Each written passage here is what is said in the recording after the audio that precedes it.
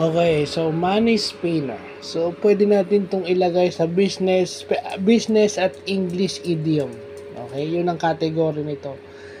Money spinner meaning isang bagay na nagbibigay ng pera o isang bagay na pinagkakakitaan ng maraming tao. Yan, o ng isang tao.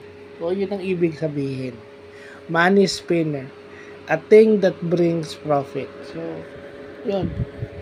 Hindi kasi yung mga ganyan, usually sa business o kung ano mang ano, yan yung mga word na ginagamit. So, as a, may diploma ng business administration o business management, I should be familiar with those words. And never reject those words na kung bago lang sa akin, kagaya ngayon, hindi mo dapat nire-reject.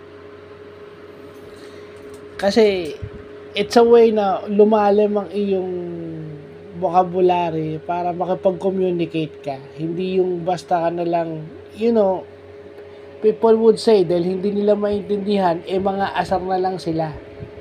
They would use naughtiness to patch up the things that they don't understand at yung mga bagay na ayaw nila. Yun lang yun. So, yun lang po.